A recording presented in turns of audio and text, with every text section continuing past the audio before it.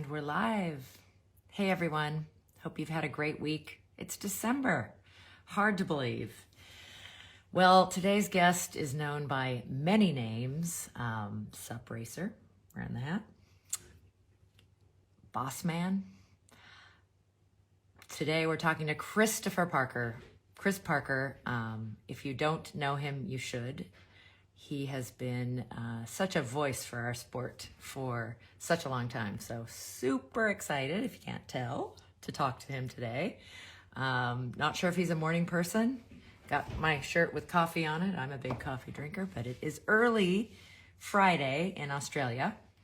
He comes from the Gold Coast of Australia, Currumbin specifically, which has been a real hub for stand-up paddleboarding and has produced actually a lot of top racers. And I think they've had at least 2 different training clubs. They have a river that comes out into the ocean. It sounds like a beautiful place.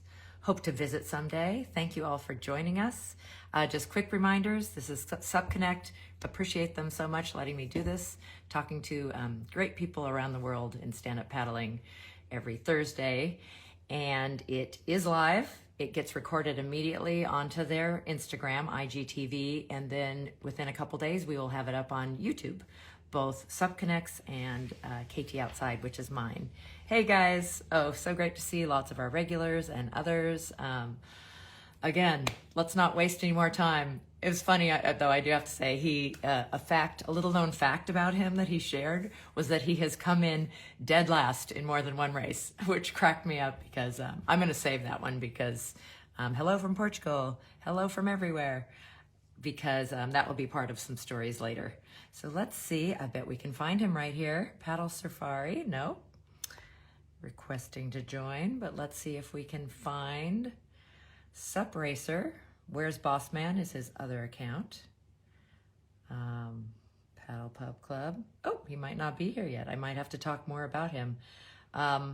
Hopefully you guys follow him already. If you have any interest at all in stand-up paddle racing.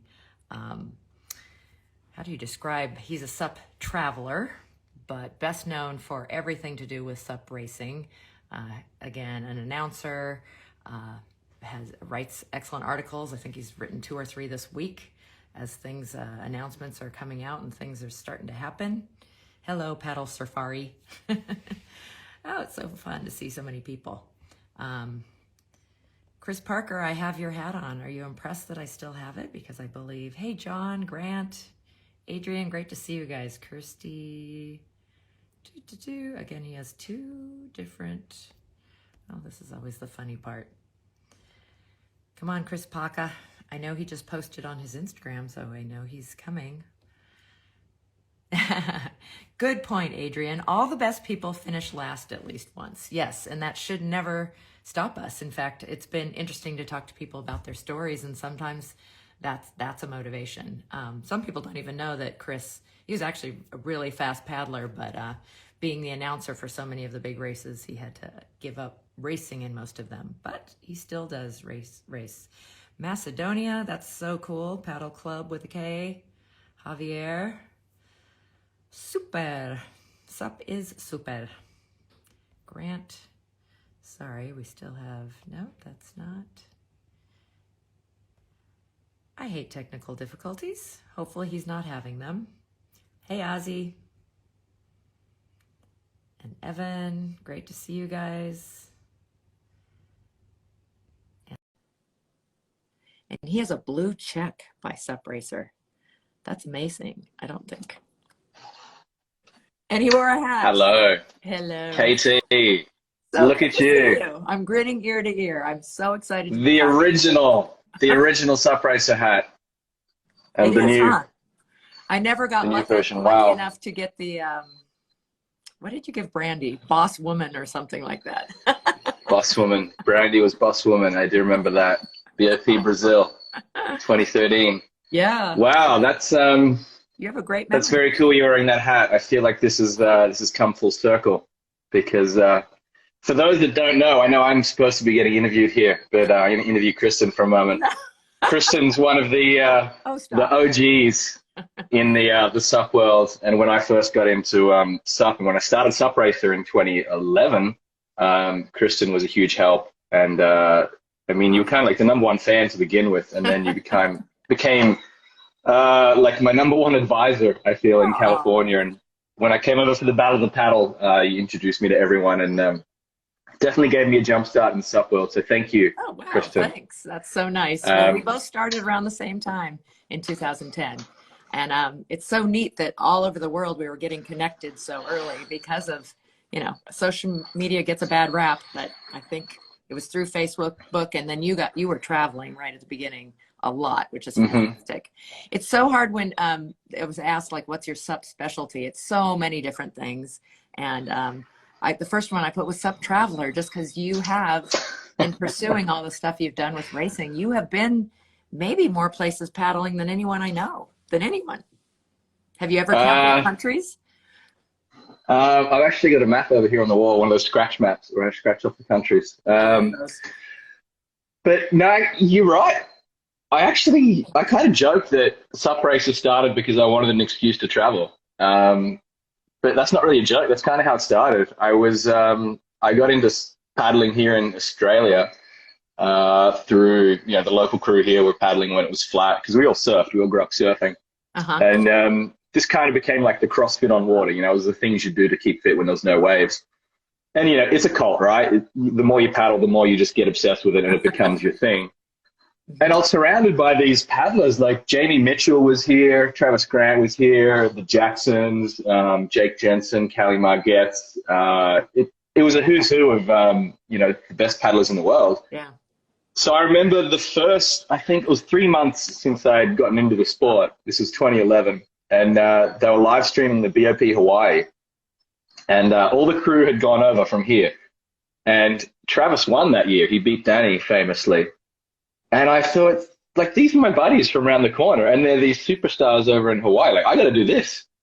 And I quickly realized that I was too old, too slow. I was never going to be an elite athlete. No, that's not true. You're a very good racer. You did well. But yes, I mean, when you're comparing yourself to the ones who are yeah. Yeah, well, yeah, there's, too we old. won't go into Come that. on. You're a You're young too man. kind.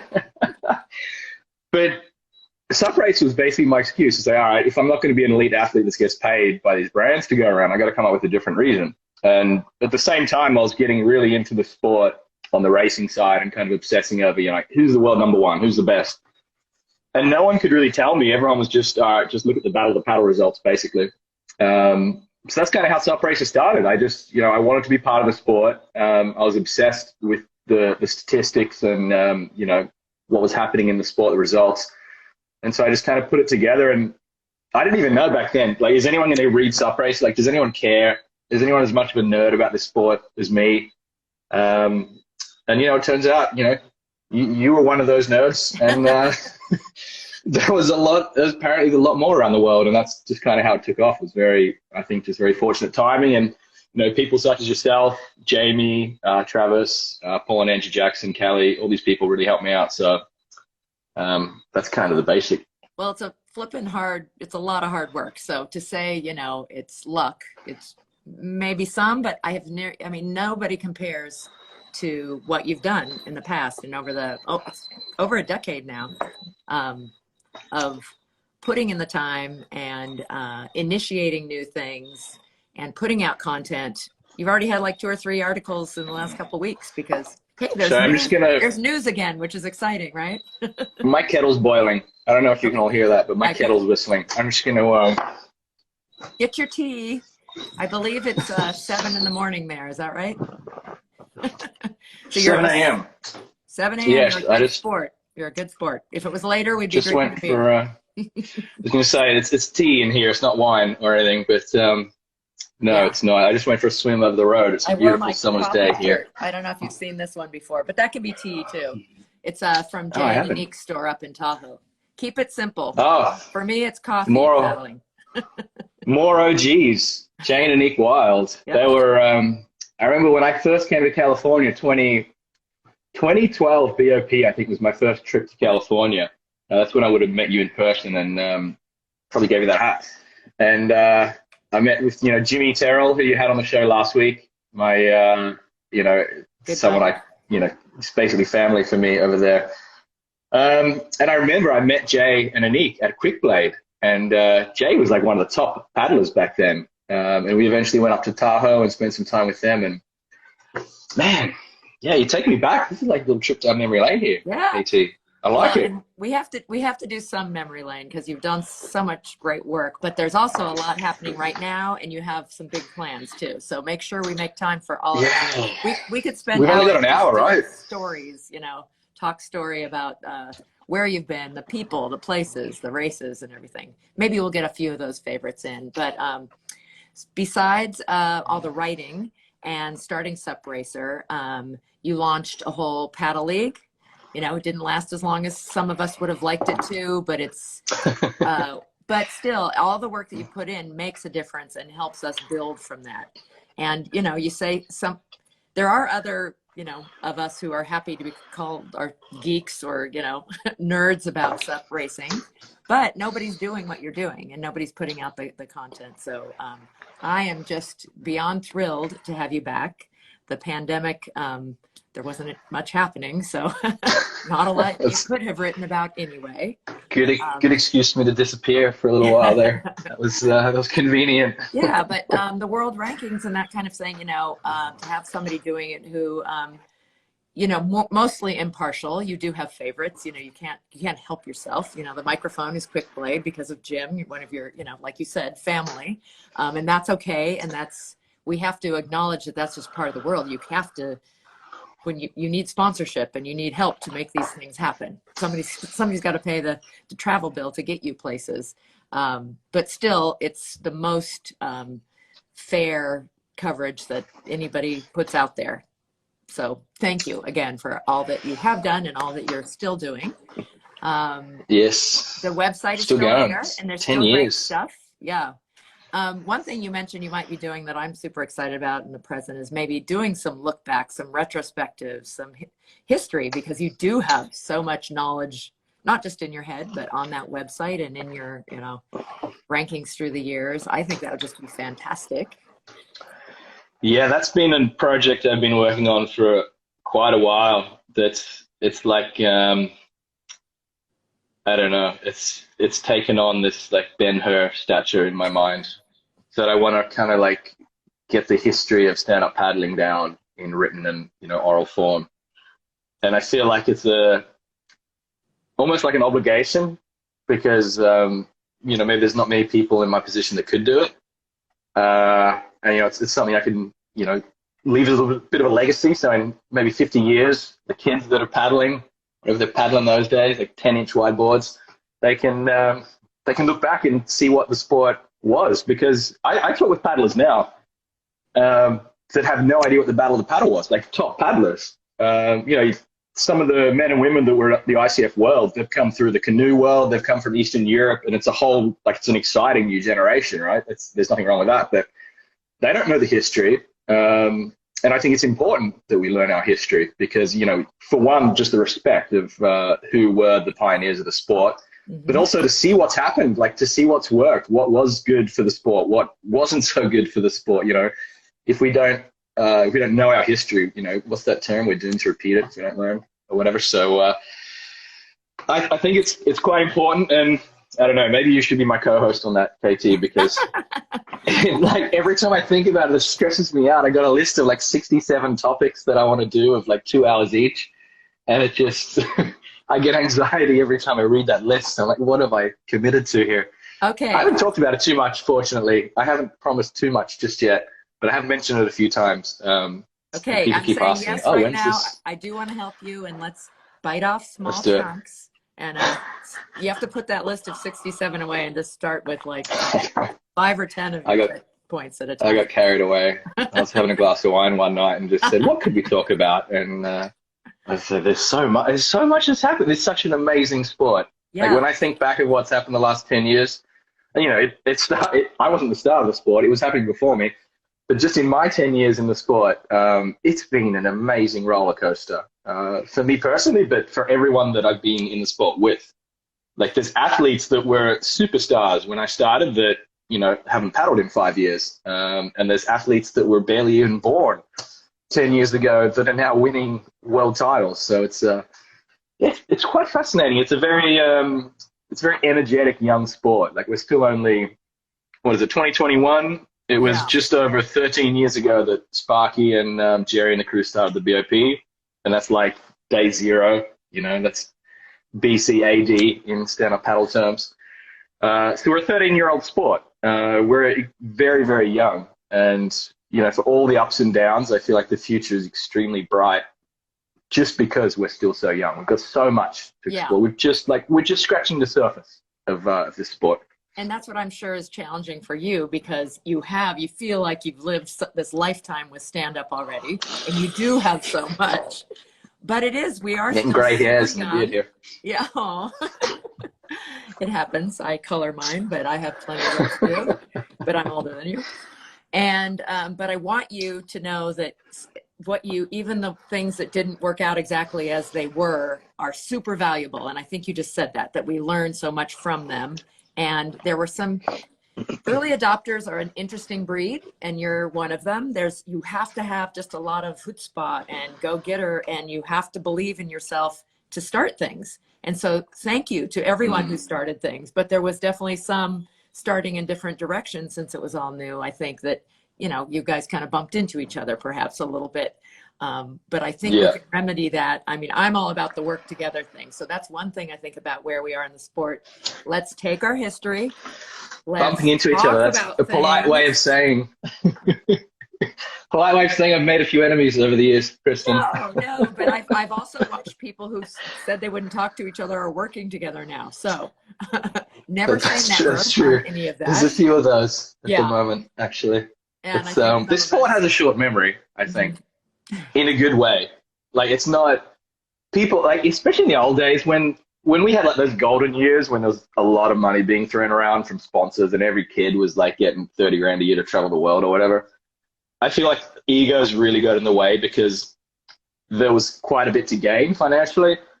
Um, Now, like over the, you know, when did we have that plateau or even like the downturn? Like maybe 2017. I feel like 2017.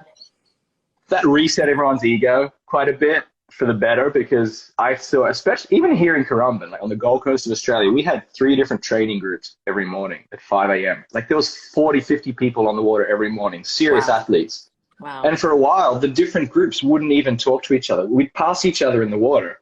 And like the team captains wouldn't, you know, they'd have a grudge against each other. And it didn't matter if it was your local training group or like the BOP or the World Championship, whatever. There was always these weird tribes, you know, against each other, which can be interesting, you know, it can be an interesting story, but it was a little unhealthy for a couple of years there, I think. And I feel like the last few years, we've definitely seen a little bit of, you know, on the community level, a lot more people are getting along, which is good. On the Olympic level, you know, we can talk about that.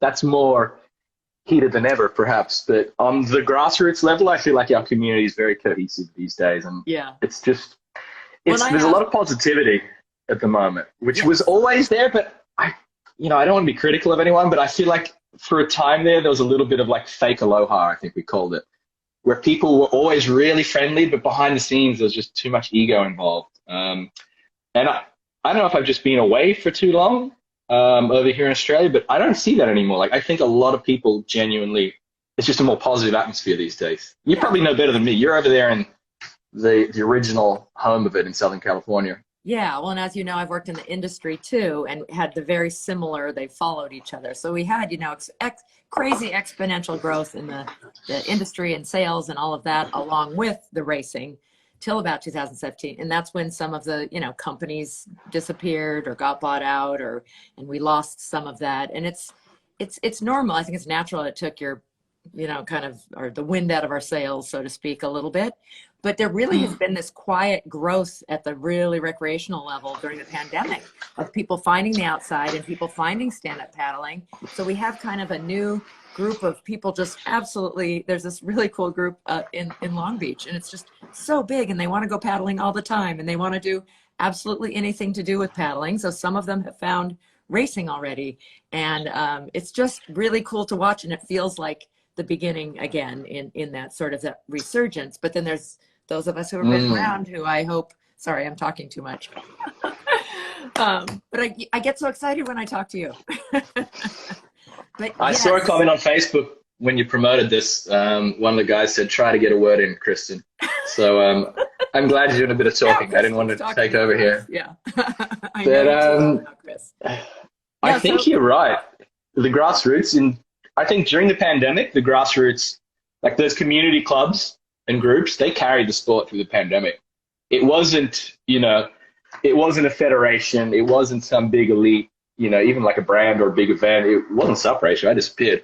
It was the community that really carried it through. And I guess you're saying the same thing, but we saw it really well in here in Australia that there's a lot of regional paddling clubs that have grown a lot through the pandemic. And that's, I think, like you said, it's a resurgence, even like a rebirth. It's like that phoenix rising from the ashes. And I think it's come full circle that we're back to the start where it's building from the ground up again. And for me, that's really exciting. So yeah, basically, that's just me saying I agree with you. yeah. Well And I said. agree. For me, it never crashed. I have loved this all the way along. And, I see where you come from. And when you say like people are tired of a 10K, I'm not, and I never will be. And, people run 10Ks for 40 years in a row. But there's other things too. For those of you, I think the early adopters, again, many of you are the ones always trying whatever is brand new. And I was sort of in that category, but not really. But a lot of the people from the start were. But we have something for everybody. That's what's so exciting. And not to jump from the past, but one of your new initiatives, I think, is one of the types of racing that we just see people going crazy about, and that's ultras. So talk a bit about your new initiative. And you were a movie star, right? Oh yeah, in that's chasing the midnight Oscar, sun. Yeah. Oscar winning, Oscar winning performance there. But I just want to give a shout out to the people in the comments before we move on. I see I'm missing them as they all scroll up, but I see Itzel's on. Hey, yeah. buddy. And Sup Junkie tuning in. Yes. It's pretty late over there in the UK, so thanks for jumping on if you're in Europe. She has a Yeah, very the specific ultras. question. Don't let me forget to ask you. But talk about ultras first. Ask me now. Okay, well, it has to do with ultras. She's just wondering about transitioning to ultra distance. Besides training, like any advice for those who've just been a regular racer. Let's see. You said there's those. Are you laughing?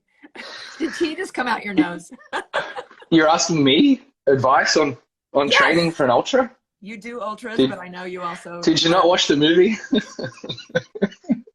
I didn't train at all. Training aside, but you have. I guess no. Like mental part. seriously, I prepared so poorly for the Yukon. Just don't do what I did, and you'll be right. But seriously, and we can talk more about the ultras in a minute. But if you want to try longer races, I mean, they're physically not hard. People think, oh, like how can you physically train? Do you have to like be in the gym for 6 months? Like it's physically not hard to stand on a board and paddle for 24 hours straight. It's pretty easy because you're not sprinting. You're not going at a crazy race pace. You're stretching out over 24 hours. It's all mental.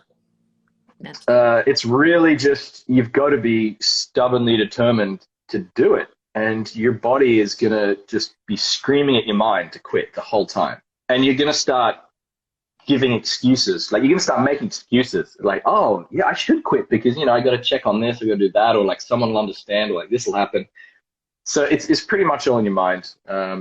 It certainly helps to be physically very well prepared because that helps with your mental confidence. I think I was just stubborn when I did it. But so yeah, you got to train. It does help.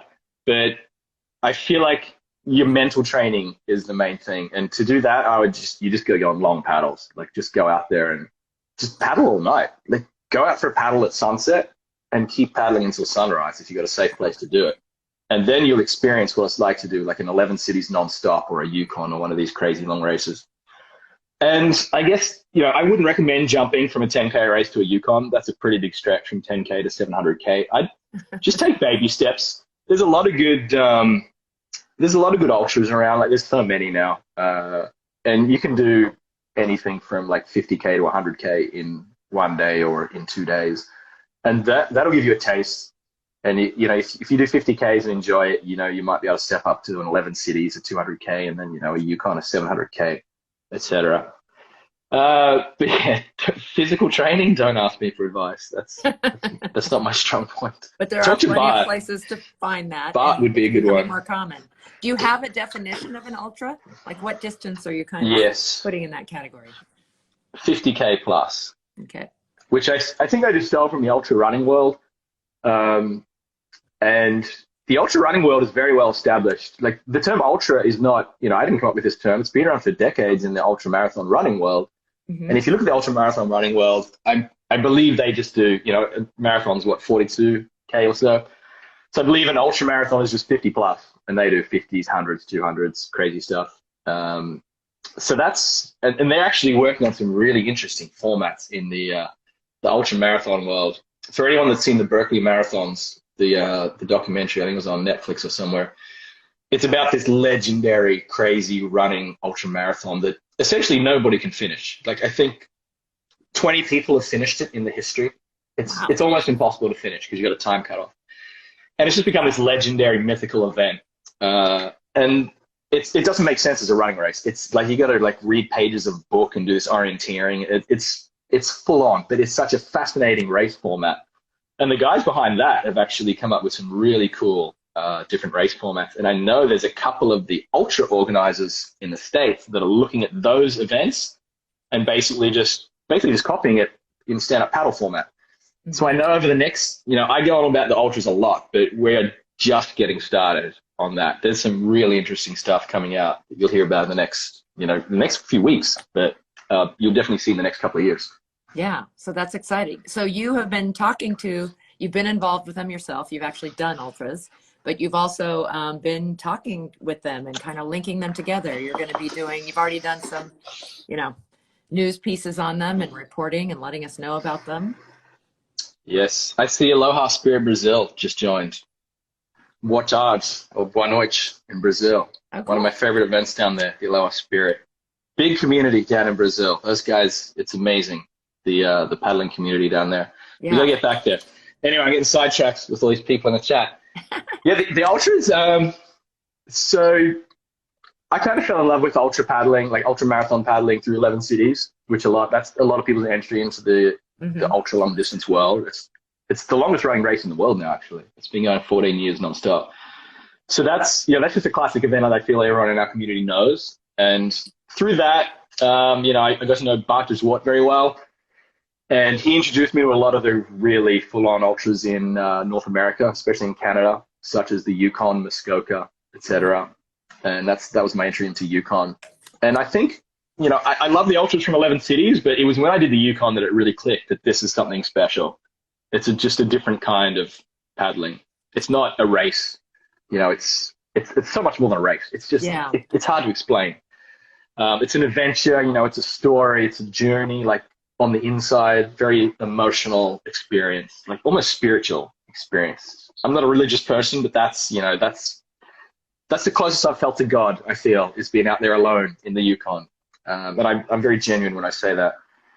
So yeah, the ultras to me are fascinating as a paddler, but also as someone that tries to tell stories about the sport. I think they're more stories. It's where the deepest stories are, because they're just such an incredible challenge. And it doesn't matter if you're first or last, if you're a Bart Watt or if you're me that got last in the Yukon. It doesn't matter where you finish, you've got a story to tell, because just to finish one of these ultras is such a journey that there's that human interest element in there.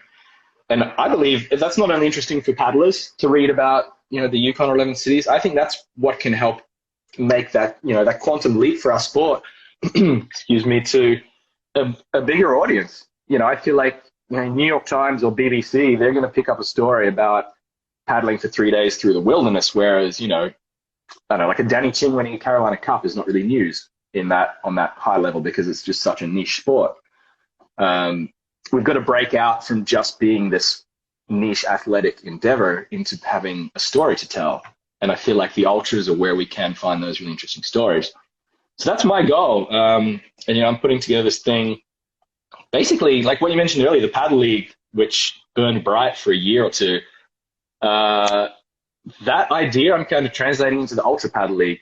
I've literally translated the Instagram and Facebook. I just put ultra in the word, in the title. But it's the same idea, just to tie together the existing independent events on a common platform as an international series, and just try and create a hub where we can elevate all of them.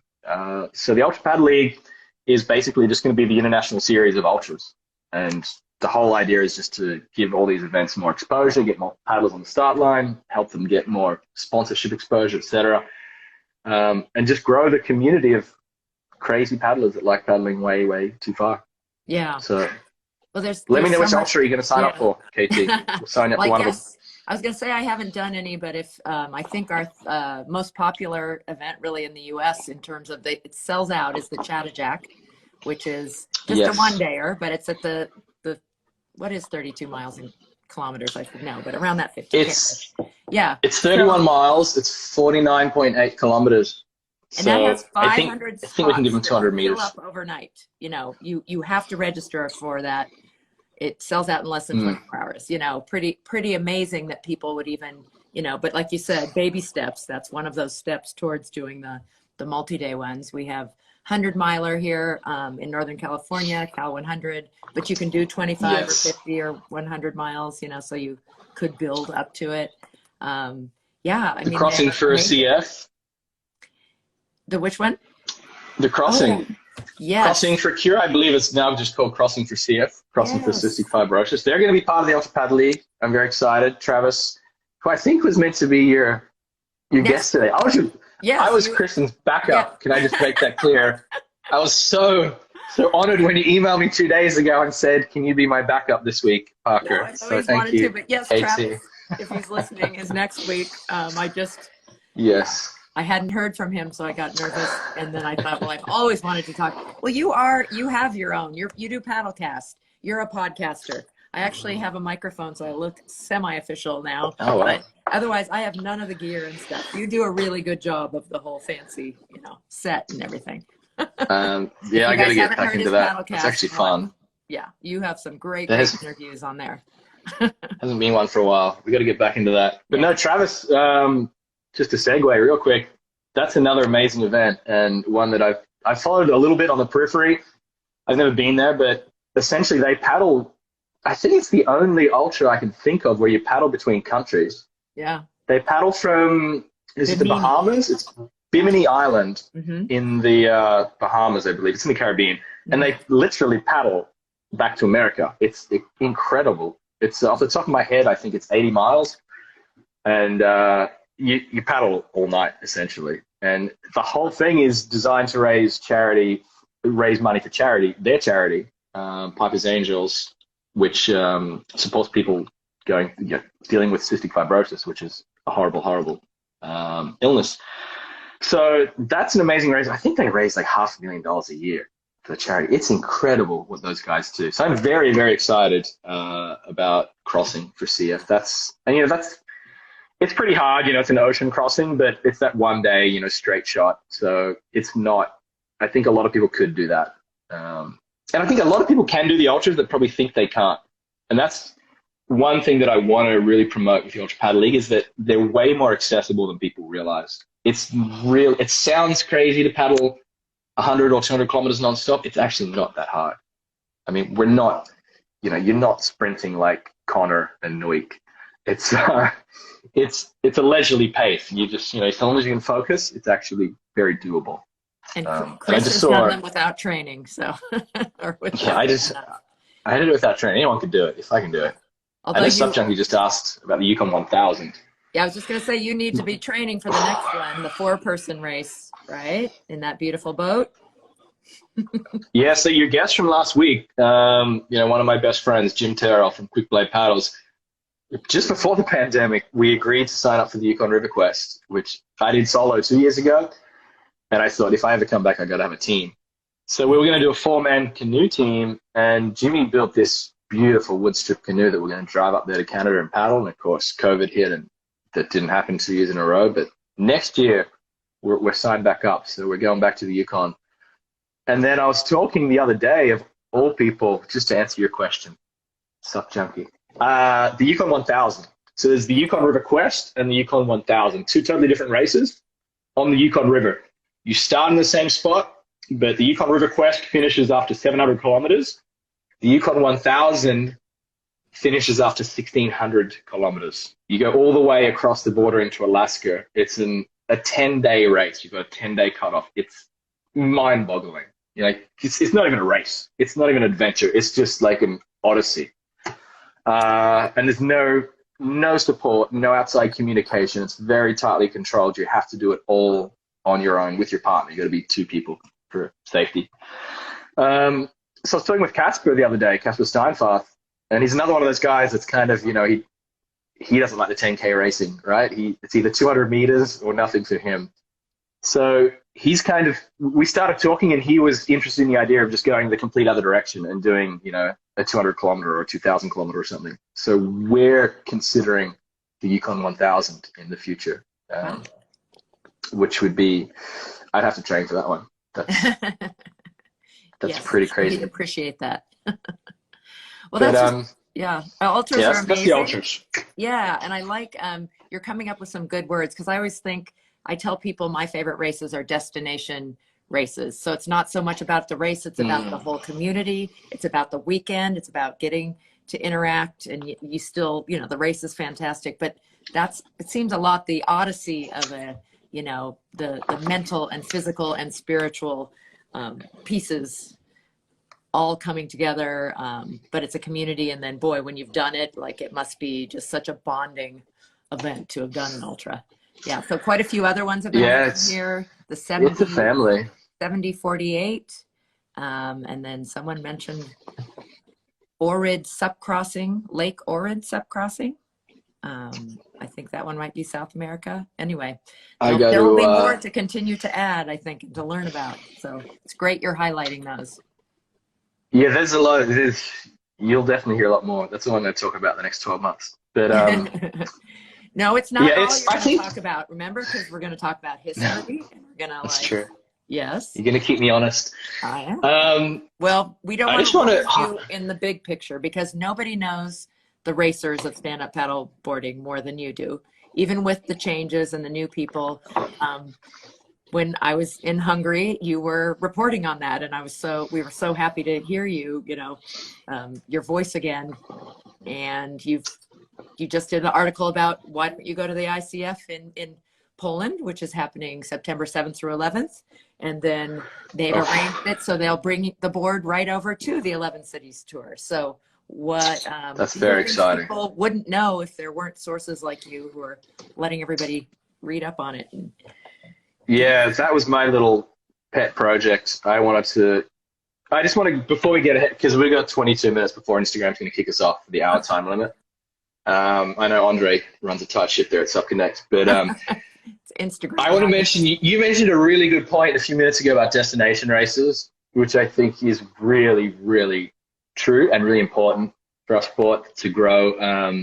It's going to be more than a race, right? And I think you look at the beloved events around the world, like the Gorge is an obvious one. That was so popular because, it was so popular because people would go there and they would actually do the race course for the week before the race. Like, how many races were there where you would go and paddle the actual race course just for fun?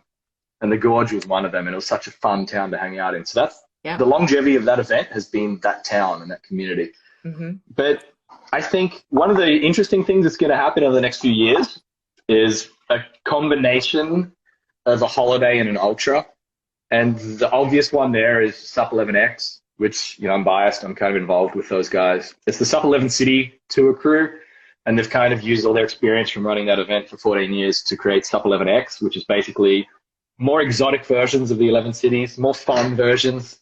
Mm-hmm. And the big one we did a couple of years ago before COVID was 11 Islands in Thailand, which was just amazing.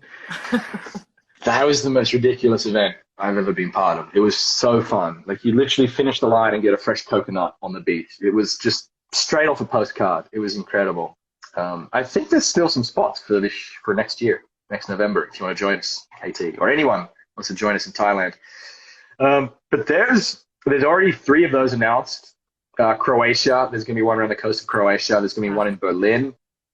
There's going to be Thailand, and we're actually working on one in Australia, which is not announced yet. But there's going to be an Aussie 11X. So I think those ones where it's basically a week-long school camp for adults with, you know, quite a bit of paddling, but mainly just a festive atmosphere. That's going to be a really popular thing in the future.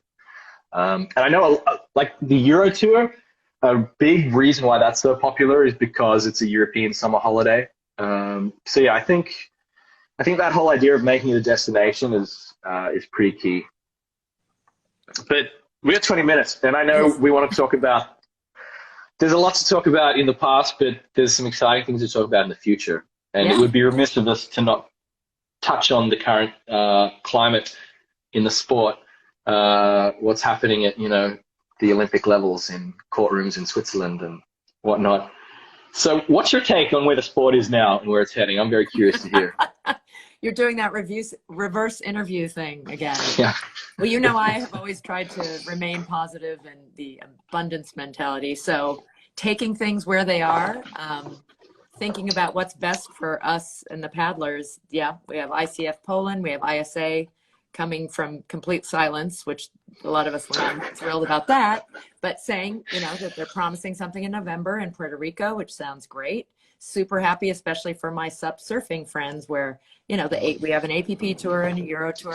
I think they can all work together, but what I think is missing is a voice for stand-up paddling. I think we still need our own voice, and you and I are voices, but we need a connected voice. So I think, you know, I'm kind of working on a project in the US because from the beginning, from getting people into, there has to be that pyramid and we have to link it all together. And I think we have missing pieces that we can connect. But yeah, at the very top, I know you want to talk about that. It's interesting and it's a little bit messy. It's weird sometimes, but some great events have come out of it.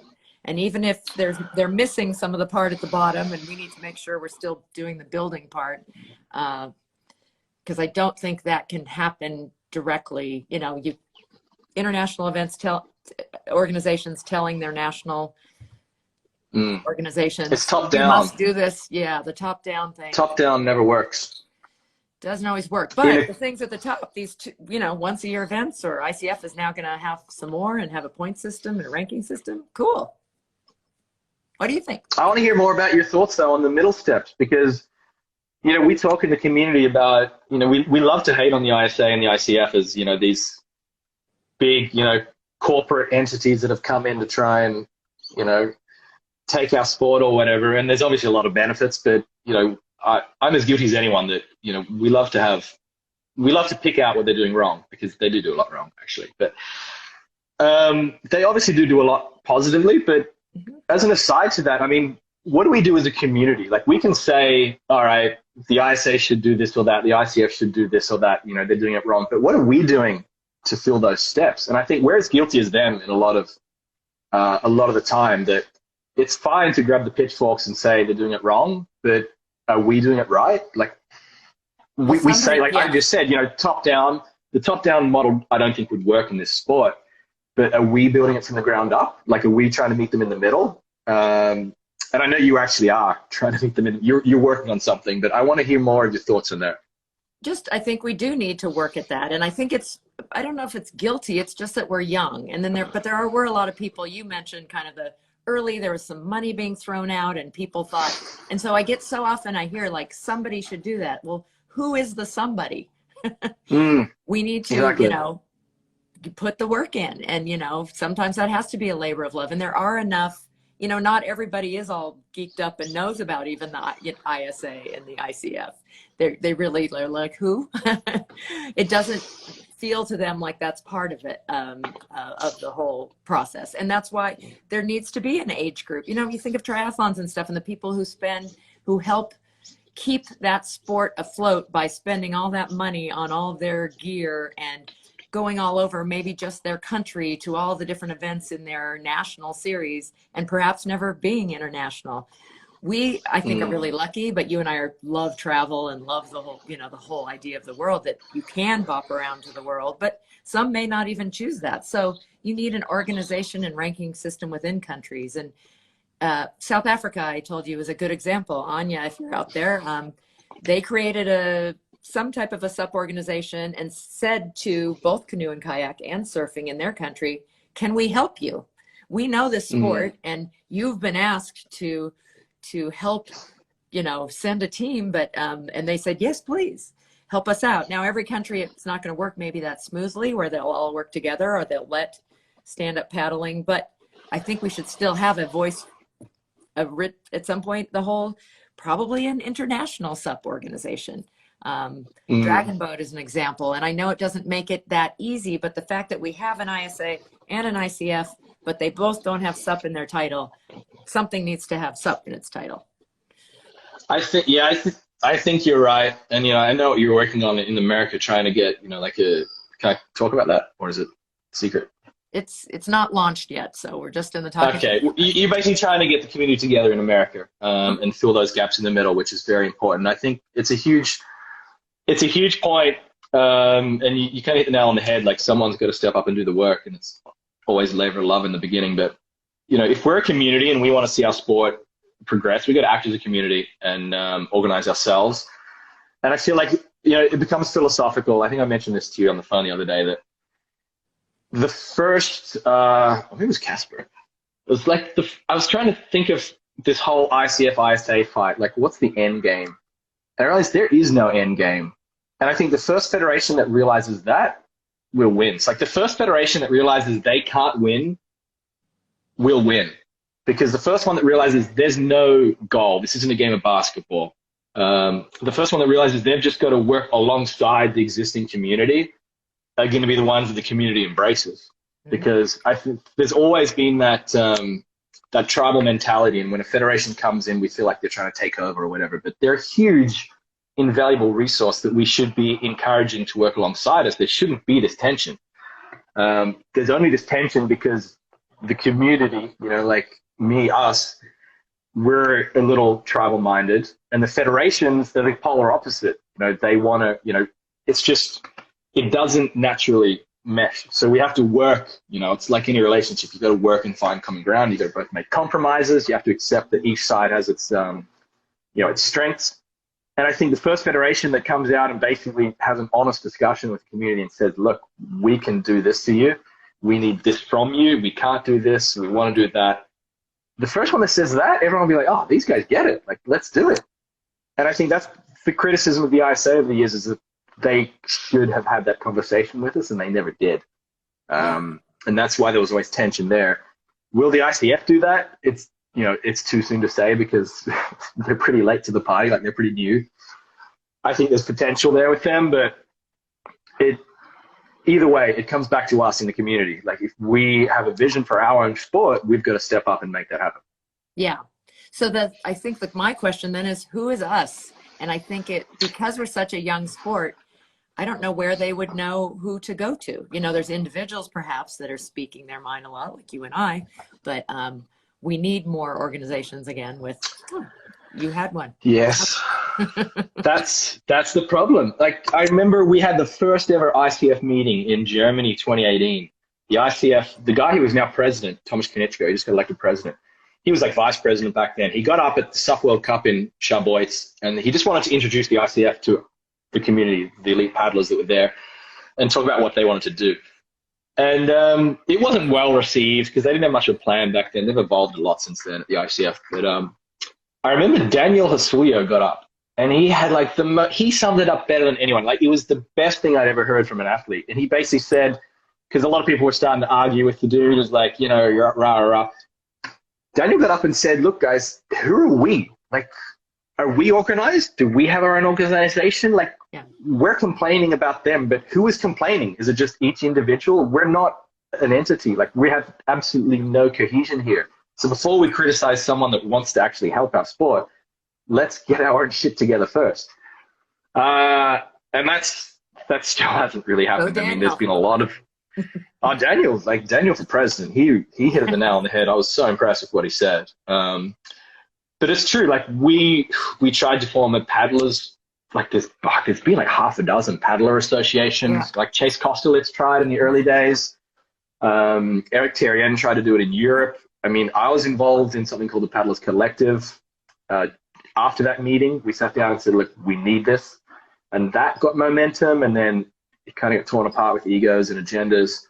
The Paddle League probably could have filled that role if we had, you know, the resources to keep that running, and not just burning through my credit card for 12 months. But I feel like, what you guys are working on in America, getting a community-based SUP, federation group together, what they've done in South Africa was very positive. It's happened. It just hasn't happened enough. Well, let's gather that and earlier you talked about, like, I would love to help you. Let's have more open discussions, maybe on a Zoom format where we can have a whole panel of people and break it down and start talking about what do we represent, because that's one thing that's still kind of different in different places in the world and with different groups. Let's start having some definition and all, but I'm all about collaborating and collective and compromising. So I think we're ready for that. And I think that's kind of a maturity level in the sport that we hopefully are at, that we can have those discussions and not just, I'm never talking to you again. Yeah. Kind of things. Oh, Brian. A few egos need to be taken down a notch. Hey, Brian. How Brian are you? Mayer. Yeah. I see my old friend Jay just joined as well. I don't know how he found this live stream. G'day, buddy. So, I think we also need to take some egos down a notch, I feel, those of us that have a voice in the community, and there's going to be some compromise. Excuse me, because I feel like there's 1,000 passionate opinions about where the sport should go, and 1,000 different opinions can't be right. And it's like, we can't all get what we think should happen. It's not going to work.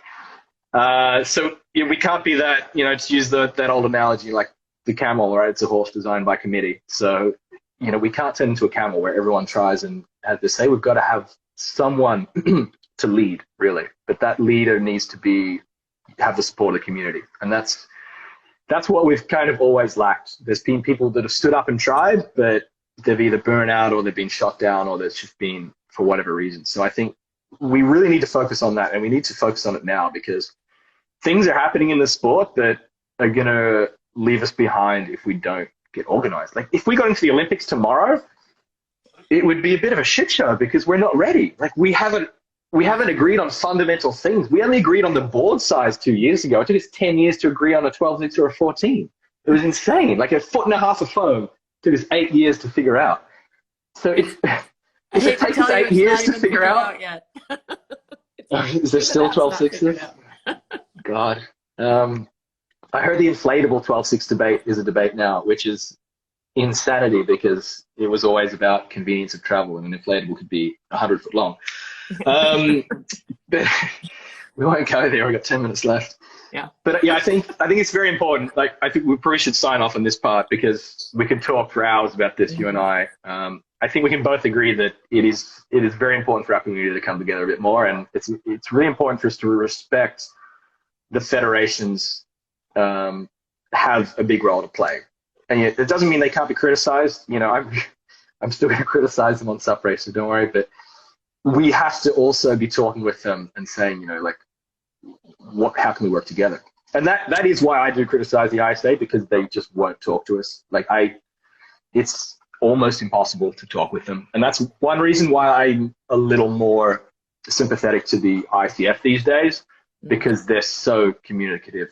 Like, I read a really critical article right before the World Champs in Qingdao 2019, the selfish parents debate, if you remember that one, where I said basically, like, it's like a divorce and they're debating who gets custody, but no one asked the kid. Well, you are a media outlet, so you need to be a little bit sensational, and you've made some great analogies like that. You get your point. Good page views, all right?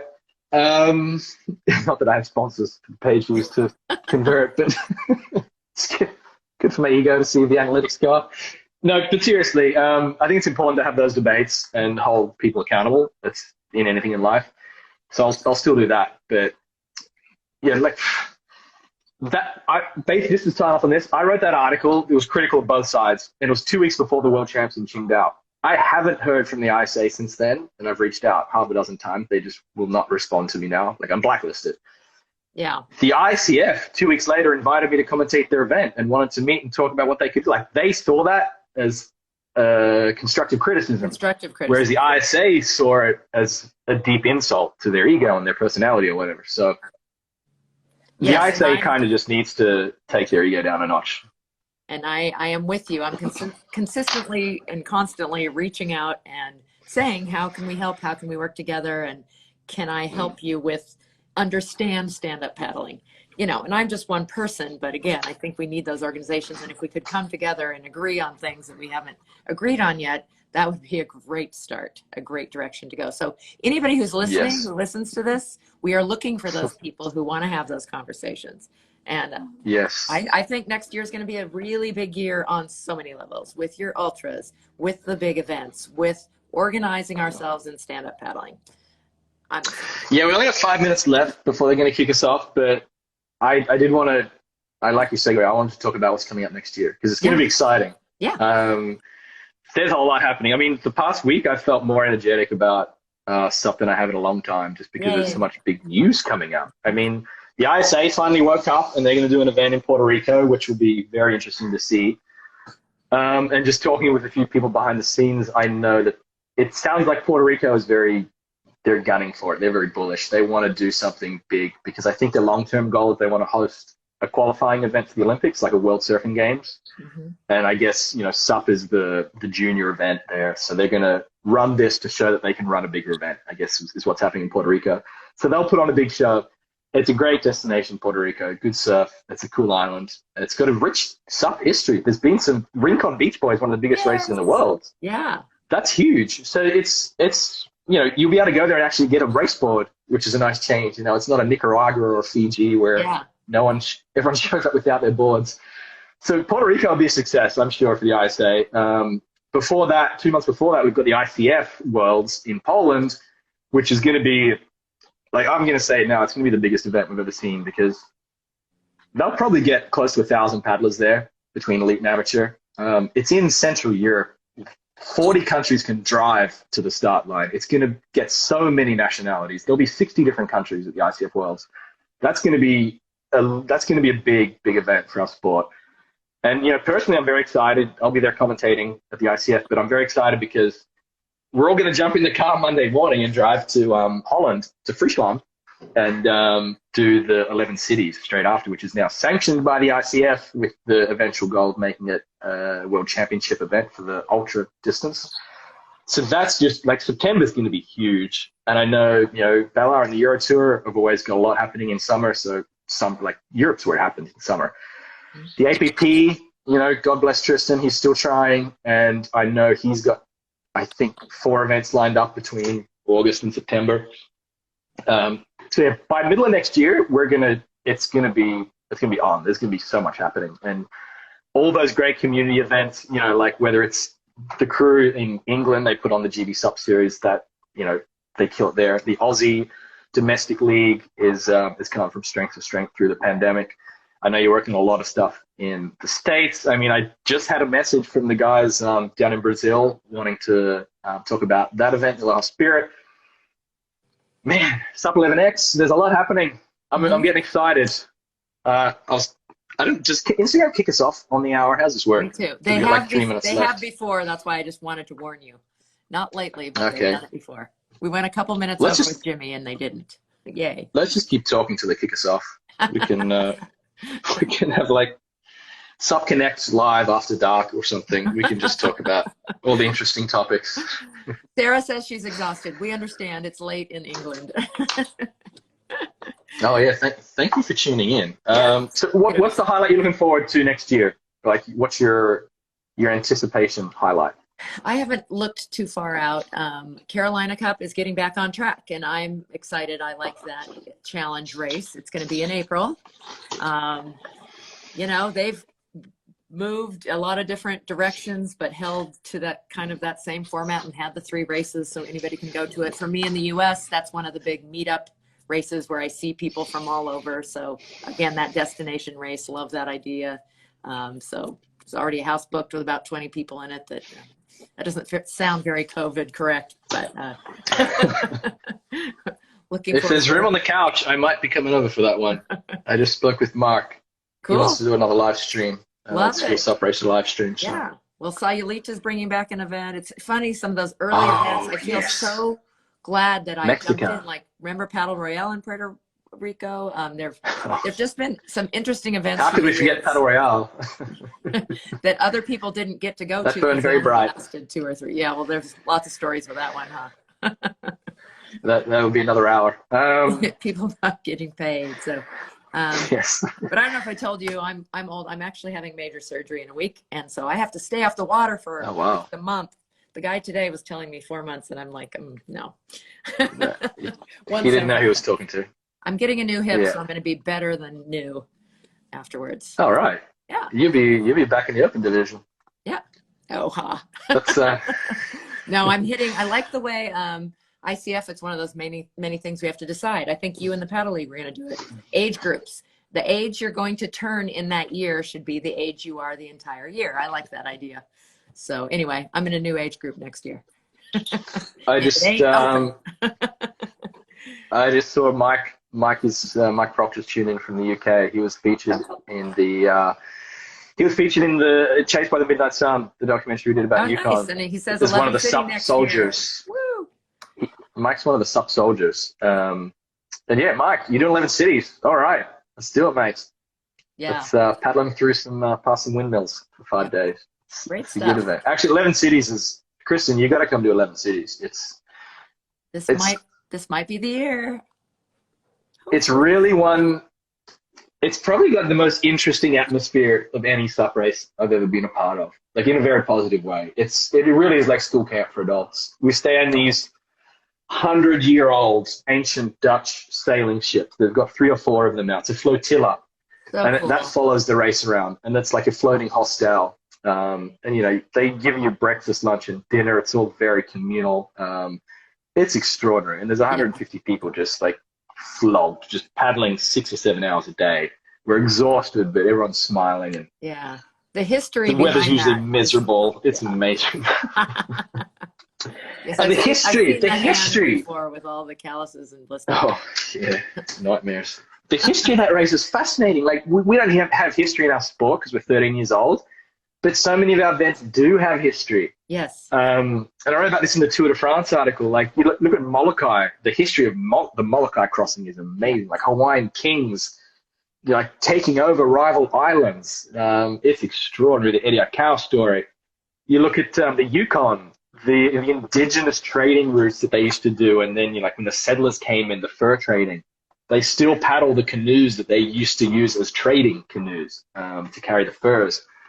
And the 11 Cities is based on a 120-year-old ice skating race that started, I think, in like 1910, 1901 or something. It's only happened 13 times because the ice has to be like so thick in the winter for it to safely go the whole route. Mm-hmm. And these days, Earth's getting a bit warmer, so it hasn't happened, I think, since 1997.